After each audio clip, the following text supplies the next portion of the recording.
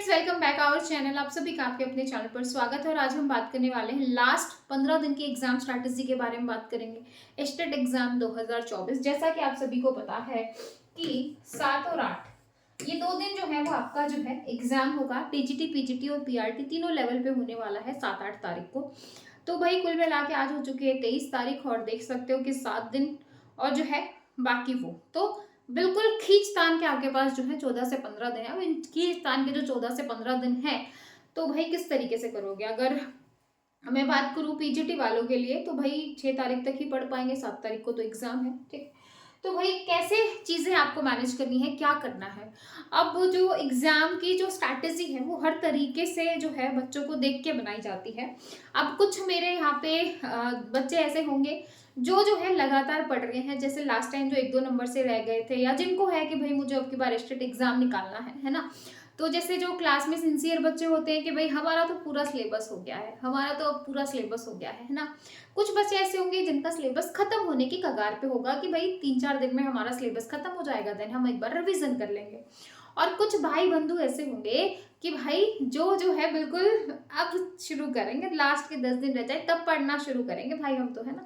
तो तीनों कैटेगरी के लोगों की बात की जाएगी। जैसे कि मैंने कहा कि 3 कैटेगरी के बंदे हैं, तो तीनों कैटेगरी के बंदों की बात की जाएगी। एक जो है सिलेबस जिनका कंप्लीट हो गया है, सिलेबस कंप्लीटेड है,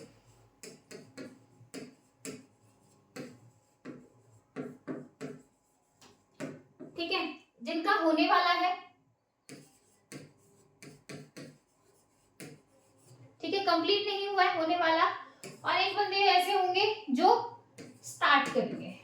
कब स्टार्ट करेंगे? अभी, है ना भाई। ऐसे कॉलेज में भी होते थे, स्कूल में भी होते थे, और जब कॉम्पिटिटिव एग्जाम की बात करें तो ऐसे तीनों कैटेगरी के लोग यहाँ पर भी हैं। अब इन तीनों कैटेगरी में बात करेंगे कि क्या अगर इस वाली सिचुएशन में हो, आप देख लेना कि आपकी कौन सी सिचुएशन है कि भाई आपका सिलेबस कंप्लीट होने पे है या कंप्लीट हो चुका है या फिर स्टार्ट करोगे। अब तीनों लोग किस तरीके से करेंगे, सबसे पहले बात कर लेते हैं सिंसियर बच्चे, है ना, कि भाई जिनका सिलेबस कंप्लीट हो गया है। अब जिन बच्चों का सिलेबस कंप्लीट हो गया है, देखो ये मत सोचो कि सिलेबस कंप्लीट हो गया एग्जाम क्लियर है, ऐसा कुछ भी नहीं है। लास्ट 10 दिन जो है वो आपकी जिंदगी को बना भी सकते हैं, बिगाड़ भी सकते हैं। यानी कि कई बार क्या होता है, आपने खुद भी ऑब्जर्व किया होगा कि आप बहुत अच्छे से पढ़ रहे हो, सारी चीजें आपको अच्छे से याद होती हैं, लेकिन एग्जाम का प्रेशर नहीं झेल पाते। ये चीज आपको बहुत अच्छे से क्लियर पता होनी चाहिए। यानी कि अगर सिलेबस कंप्लीट कर लिया है तो रिवीजन करो, डेली पेपर लगाओ भाई। अब आपके पास इतना गोल्डन टाइम है कि आपने टाइम से चीजों को मैनेज किया, टाइम से चीजें की। अब जो है अब आपको एक काम करना है, डेली प्रैक्टिस क्वेश्चन लगाने हैं। अब डेली जो है आपको 3 घंटे, डेली जो है आपको 3 घंटे पेपर देना है ना। 3 घंटे आपको डेली पेपर देना है। अब ये अगर आपको 3 जो है आपको जो आपने पेपर देना शुरू कर दिया है ना, नहीं कितने घंटे का है भाई, 150 क्वेश्चन है, 150 टाइम, हाँ 2.5 घंटे है ना, मतलब 2.5-3 घंटे का जो भी है आपका वो आपको करना है। 150 क्वेश्चन 150 मिनट है ना, 2.5 घंटे। तो इस तरीके से जो आपको रहेगा आपका टाइम। तो भाई ये जो आपका टाइम है, आपको इसको किस तरीके से मैनेज करना है, समझ में आ रहा है ना।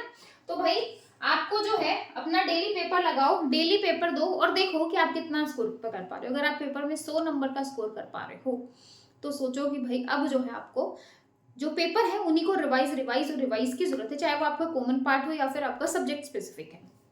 जिनका सिलेबस अभी कंप्लीट नहीं हुआ है तो फटाफट अपना सिलेबस कंप्लीट करिए। और इन लोगों को भी मैं यही सजेस्ट करूंगी कि भाई पैरेलली अपनी रिवीजन रखो, रिवीजन अपनी पैरेलल रखो, प्लस मॉक टेस्ट लगाओ, प्लस मॉक टेस्ट लगाइए, प्लस जो है वो मॉक टेस्ट लगाना शुरू कर दीजिए। रिवीजन रखो साथ के साथ, और एटलीस्ट अगर ये वाले बच्चे 10 पेपर लगा रहे हैं तो एटलीस्ट आप 5 पेपर तो लगाइए कि भाई अगर आप जो है आपका सिलेबस 2-4 दिन में खत्म हो जाएगा तो भाई एटलीस्ट 4 से 5 पेपर लगाओ, पूरी लेंथ का पेपर दो, ताकि आपको समझ में आए कि आप कहाँ पे स्टे कर रहे हो। भाई पूरा सिलेबस खत्म करने के बाद अगर आप 75-80 नंबर ला रहे हो तो यानी कि कमी है, वही कमी अब 10 दिनों में पूरी होगी, 10-15 दिनों में आपकी पूरी होगी, ठीक है। तो भाई इनका हो गया है तो मॉक टेस्ट लगाना शुरू कर दीजिए, इनका नहीं हुआ है तो रिवीजन करो और मॉक टेस्ट लगाओ। बाकी कर लेते हैं इनकी बात, जो भी स्टार्ट करेंगे। अब जो स्टार्ट कर रहे हैं, देखो भाई पूरे सिलेबस के साथ तो आप जा नहीं सकते, बिना सिलेबस करे आप मॉक टेस्ट लगा नहीं सकते। तो भाई आपको क्या करना है, आपको करना है जो आपका सिलेबस है, जो आपका सिलेबस है, सिलेबस क्या है, कॉमन पार्ट, और उसका मैं बता देती हूँ। और ये तीनों वाले बच्चे कर सकते हैं, तीनों वाले बच्चे मतलब तीनों वाले बच्चे मतलब कि भाई जो तीनों कैटेगरी के हैं भाई, जो अगर अपना पेपर में स्कोर नहीं कर पा रहे हैं 90 नंबर, है ना, वो तीनों कर सकते हैं इस चीज को कि लास्ट टाइम मैराथन पकड़ी। अब लास्ट टाइम मैराथन किसकी? सीडीपी की, ठीक है, हिंदी की, इंग्लिश की, मैथ, रीजनिंग और हरियाणा जी के। 3 ये है 30 नंबर, 30 ये है 15-15 और 30 ये है 90 नंबर हो गए, ठीक है। 60 नंबर का आपका सब्जेक्ट हो गया, 60 नंबर का आपका सब्जेक्ट हो गया। जिन बच्चों को कुछ नहीं पता भाई, मैराथन उठाओ और मैराथन को पढ़ो। लास्ट टाइम पे मैराथन से बेस्ट कुछ भी नहीं है। लास्ट टाइम पे एक हिंदी की मैराथन ले लो 12 घंटे की, एक इंग्लिश की मैराथन ले लो, एक सीडीपी की मैराथन ले लो। मैथ, हिंदी, रीजनिंग की आप देना चाहो तो दे सकते हो, अदरवाइज तो भाई अभी लास्ट टाइम है तो मैं तो यही सजेस्ट करूंगी कि मैथ, रीजनिंग, जीके को थोड़ा साइड कर दीजिए।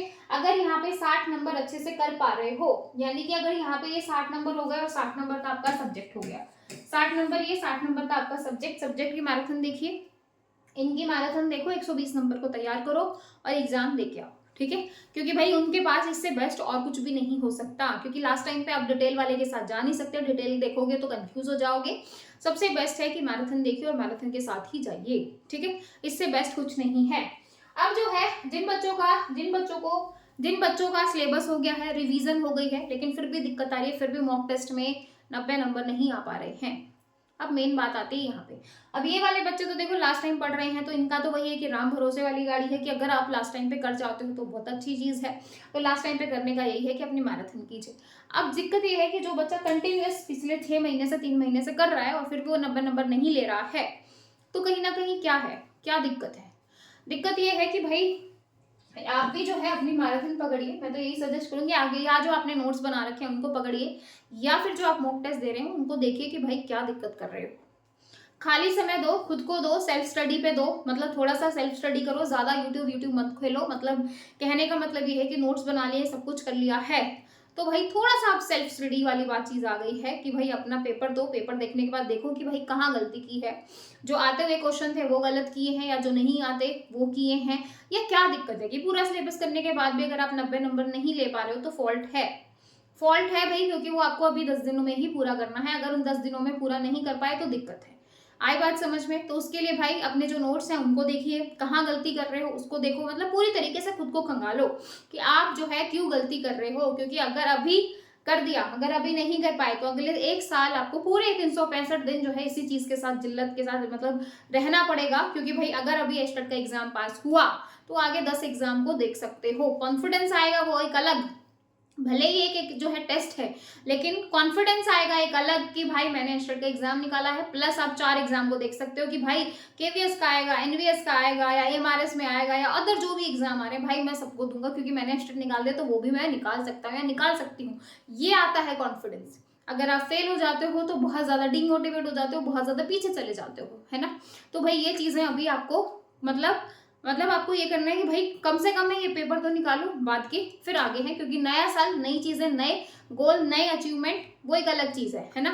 तो भाई अगर आप कंटिन्यूस तैयारी कर रहे हो, घर वालों ने आपको समय दिया है पढ़ने के लिए, आपने ये सारी चीजें की हैं, तो भाई अब जो है अपने आप को देखो, अपने अंदर देखो कि भाई क्या कमी कर रहे हो, क्या अब आपको लास्ट टाइम पे करना चाहिए, कहाँ आपको फॉल्ट कर रहे हो, क्या दिक्कत हो रही है।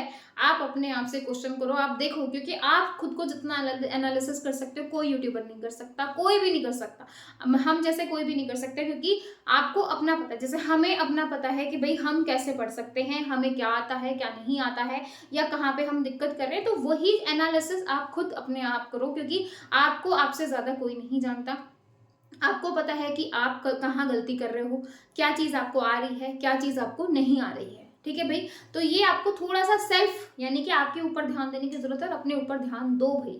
अब लास्ट टाइम पे अपने ऊपर ध्यान दो। ध्यान देने का मतलब ये नहीं कि आप बस 24 घंटे सोचते रहो, सोचने का नहीं है यहाँ पे। अब आपको करके दिखाने का है कि भाई इतना सब कुछ पढ़ने के बाद अपने मन में कैलकुलेशन करो कि भाई क्या ऐसा रह गया है कि जो मैं मिस कर रहा हूँ या मिस कर रही हूँ, ठीक है। तो वो सारी चीजें हैं। अब आपको आपका टाइम है, अब आपको जो है चीजों को मैनेज करना है, आपको चीजों को अरेंज करना है, आपको ही करना है, ठीक है भाई।